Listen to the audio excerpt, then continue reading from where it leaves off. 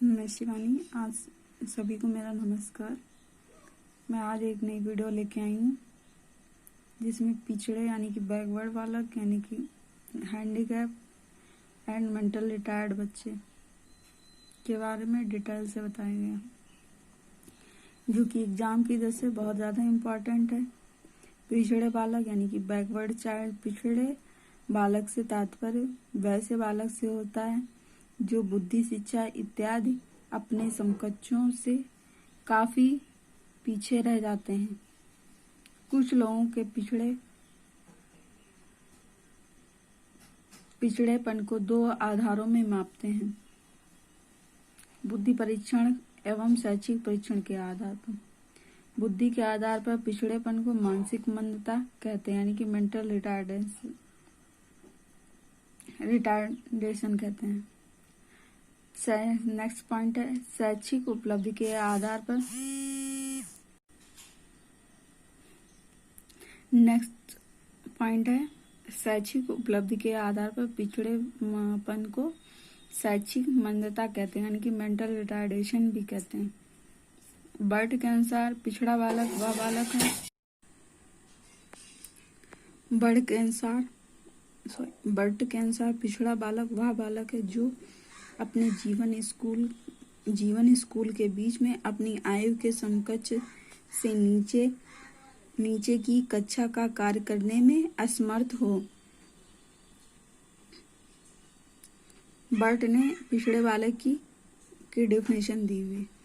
पिछड़े बालक को मूलतः शैक्षिक उपलब्धि के आधार पर परिभाषित किया जाता है, यानी कि एजुकेशन कंटेंट इक्वल टू ए यानी कि एजुकेशनल एज अपॉन में क्रॉनिकल एज CA इंटू 100। ये IQ का जो है टेस्ट, EQ का है। EA equal educational age CA into chronological age, यानी कि जो बच्चे की आयु हो। बर्ट के अनुसार जिस बालक की शैक्षिक उपलब्धि 85 से कम होती है उसकी पहचान निश्चित रूप से पिछड़े बालक के रूप में की जाती है। पिछड़े बालकों को शैक्षिक आधार पर ही नापा जाता है। पिछड़ा बालक वह भी हो जाता है जो शैक्षिक रूप से पिछड़ा हो और मानसिक रूप से भी पिछड़े हो, उनको भी पिछड़ा बालक ही कहा जाएगा। बालकों के पिछड़ेपन का कारण, causes of the backward among child. बालकों के पिछड़ेपन के निम्नलिखित कारण हैं: A. बौद्धिक क्षमता की कमी, lack of the intelligent ability.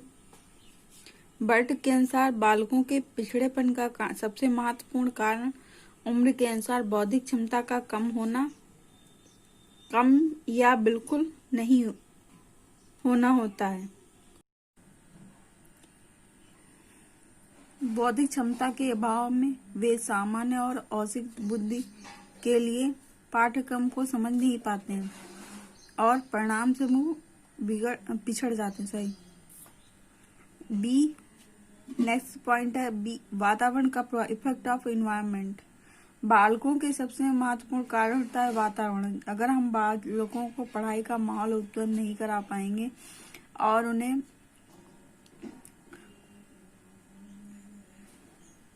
सही तरह से गाइड नहीं करेंगे तो बालक अपने आप ही पिछड़ जाएंगे अन्य बालकों से। छात्रों के पिछड़ेपन का कारण वातावरण का भी काफी प्रभाव पड़ता है। यदि बालक का घरेलू वातावरण तथा स्कूल का वातावरण शिक्षा की दृष्टि से उत्साहवर्धक नहीं होता है तो इसे बालक की शैक्षिक आयु वास्तविक आयु के अनुकूल नहीं बढ़ पाती है और बालक शैक्षिक रूप से पिछड़ जाते हैं। C. यानी कि नेक्स्ट पॉइंट है यानी कि फिजिकल डिफेक्ट्स, यानी कि शारीरिक दोष के कारण भी बालक अन्य बालकों से शैक्षिक रूप से पिछड़ जाते हैं, जिसमें दिव्यांग बच्चे यानी कि डेफ, अंधे, बैर यानी डेफ हैं, ब्लाइंड, अंधे, गूंगे, बहरे बच्चों में पिछड़ेपन का मूल कारण उनकी शारीरिक विकलांगता होती है। शारीरिक दोष के कारण ऐसे बालकों की अभिरुचि शिक्षा से कम होने लगती है। बर्ट के अध्ययन के अनुसार करीब 9% बालकों के पिछड़ेपन का कारण उनके शारीरिक दोष होता है। डी पॉइंट है स्वभाव संबंधी दोष, टेम्परामेंटल डिफेक्ट्स। कुछ बालक स्वभाव संबंधी दोष के कारण अपने साथियों से पिछड़ जाते हैं। ऐसे बालक प्रायः तुनक मिजाजी, आक्रामक एवं संवेगात्मक रूप से अस्थिर होते हैं। इसी अवगुण के कारण उनका समायोजन कक्षा में न तो शिक्षक के साथ न अपने साथियों के साथ हो पाता है। परिणाम स्वरूप ऐसे बालक कक्षा में पिछड़ जाते हैं और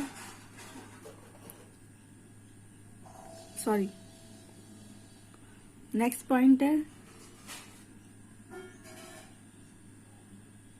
कर्तव्यग्रहिता।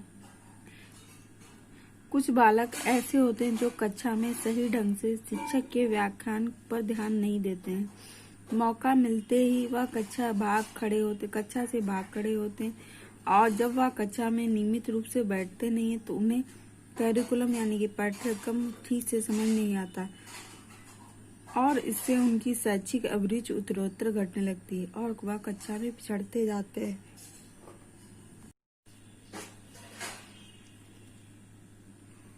पिछड़े बालकों की समस्याएं, प्रॉब्लम ऑफ बैकवर्ड चाइल्ड। पिछड़े बालकों की निम्नलिखित समस्याएं होती हैं। बालक अपने वातावरण और शारीरिक दोष स्वभाव यानी कि अपनी बुद्धि के कारण भी पिछड़ जाता है। पिछड़े बालकों को निम्नलिखित समस्याओं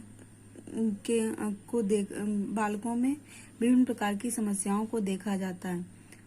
ए पॉइंट यानी कि नेक्स्ट पॉइंट है पिछड़े बालकों को सबसे बड़ी समस्या कक्षा में समायोजन संबंधी होती है। ऐसे बालकों को कक्षा का पाठ्यक्रम काफी कठिन लगता है, जिससे वे समझ नहीं पाते हैं और वे अपने यानी कि अपने फ्रेंड की तुलना में पीछे रह जाते हैं। बच्चा अपने पाठ्यक्रम को उसको समायोजन नहीं कर पाता है, जिससे उसको पाठ्यक्रम यानी कि कठिन लगता है, वे समझ नहीं पाते और अन्य विद्यार्थियों से वह पीछे हो जाता है। ऐसे बालकों की मनोवृत्ति यानी कि जो बच्चा सोच रहा है उसकी थिंक स्कूल एवं शिक्षक यानी कि टीचर, स्कूल और टीचर के प्रति निगेटिव यानी नकारात्मक हो जाती है, क्योंकि उनका स्कूल में उनके दो फ्रेंड्स के साथ में मजाक अक्सर उड़ाया जाता है, जिससे वह बच्चा जो है अपने स्कूल और अपने टीचर के प्रति निगेटिव थिंक ही रखता है। नेक्स्ट पॉइंट है ऐसे बालकों को पढ़ने लिखने सीखने के लिए एक मोटिवेशन बहुत कम होता है। मोटिवेशन यानी कि प्रेरणा बहुत कम होती है, क्योंकि उनकी घरेलू एवं व्यक्तिगत इमोशन इतनी तीखी और कुंठापूर्ण होती हैं जो प्रेरणाओं को बिल्कुल समाप्त कर देती हैं। इससे यह तात्पर्य है कि बच्चे के आसपास ऐसा वातावरण है जहां उसे कोई मोटिवेट करने वाला नहीं है। उसकी घर की परिस्थिति उसकी पढ़ाई के बिल्कुल अनुकूल नहीं है। नेक्स्ट पॉइंट है अपराधी बालक। जब कोई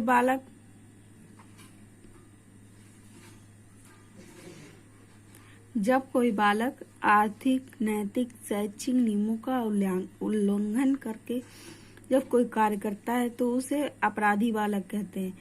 जो उनके इन व्यवहारों को उस बालक को बाल अपराधी कहा जाता है।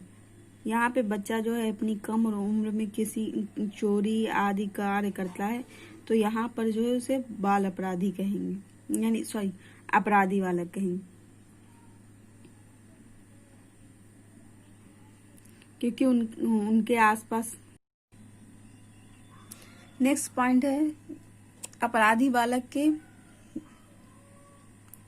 इसमें अपराधी बालक की डिटेल में बताया गया है, जैसे चोरी करना, स्कूल से भाग जाना, घर से समय पर स्कूल से निकलना किंतु स्कूल ना जाना, स्कूल में अनुशासनहीनता की समस्या उत्पन्न करना, कक्षा में साथियों के संग आक्रामक व्यवहार करना, इस इत्यादि बाल अपराध के कुछ कारण हैं। बाल अपराधी के कुछ गुण। बाल अपराधी के कुछ निम्नलिखित गुण पाए जाते हैं, जिसमें सबसे पहला है फिजिकल कैरेक्टरिस्टिक। अक्सर बाल अपराधी शारीरिक रूप से हष्टपुष्ट होते हैं। वे उनकी मांसपेशियां, हड्डियां समान उम्र के अन्य बच्चों से अधिक विकसित होती हैं। बी स्वभावगत टेम्परामेंटल कैरेक्टरिस्टिक। ऐसे बालक आक्रामक, सांवेगिक रूप से अस्थिर यानी कि इमोशनल अनस्टेबल, बेचैन यानी रेस्टलेस, आवेगशील, इम्पल्सिव एवं विध्वंसक होते हैं। बच्चा यहाँ पे आक्रामक होगा,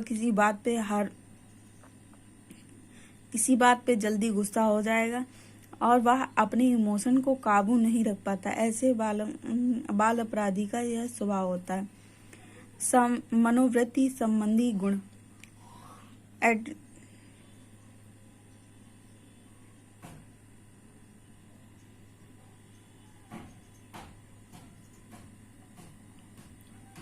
ऐसे बालकों की मनोवृत्ति स्कूल के प्रति नकारात्मक यानी कि स्कूल के टीचर आदि के प्रति निगेटिव होगा। वे प्रायः शक्की, वैराग्यपूर्ण, अवज्ञाकारी यानी कि वो किसी बात को बच्चा मानेगा नहीं। यहाँ पे बच्चा स्कूल या माता पिता किसी की बात को मानेगा नहीं और किसी का भी रिस्पेक्ट नहीं करेगा। वे प्रायः शक्की, वैरपूर्ण यानी कि हमेशा सबसे शत्रुता, अवज्ञाकारी मनोवृत्ति दिखाते हैं। माता पिता एवं स्कूल के अधिकारियों एवं शिक्षकों के प्रति वे प्रायः अनादर का व्यवहार दिखाते हैं। डी सामाजिक एवं सांस्कृतिक गुण। ऐसे बालकों में दूसरों के प्रति स्नेह, प्यार, अनुकंपा नहीं होते हैं। इनका नैतिक स्तर काफी नीचा होता है, जिसके फलस्वरूप उन्हें कोई सामाजिक सांस्कृतिक नियमों के प्रतिकूल काम करना, हिचकिचाहट नहीं होते हैं। ऐसे बालकों में किसी से प्यार आदि कोई नहीं होता है, जिससे वह कोई भी अनैतिक कार्य कर सकते हैं। उन्हें सामाजिक यानी कि सोशल एवं कल्चरल नियमों के विरुद्ध वो हर कार्य को कर सकते हैं। बाल अपराधी के कुछ गुण यहाँ पर बताए गए हैं।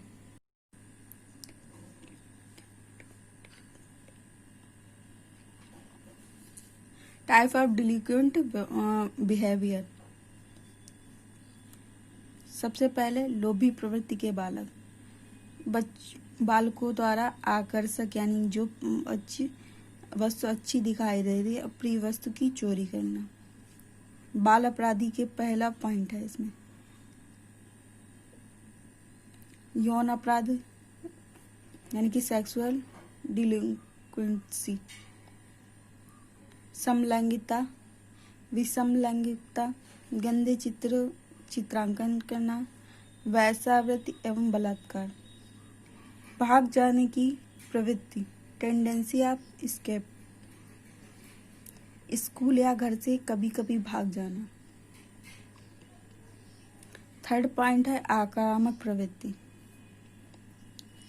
एग्रेसिव टेंडेंसी, दूसरे बालक को तंग करना, स्कूल की संपत्ति को नष्ट करना, क्रोध में छत से कूद जाना, जालसाजी यानी कि फॉरगेसी। स्कूल नेक्स्ट पॉइंट है फिफ्थ, स्कूल के शिक्षक के हस्ताक्षर की नकल करना, माता पिता के हस्ताक्षर कर बैंक से रुपए निकालना आदि।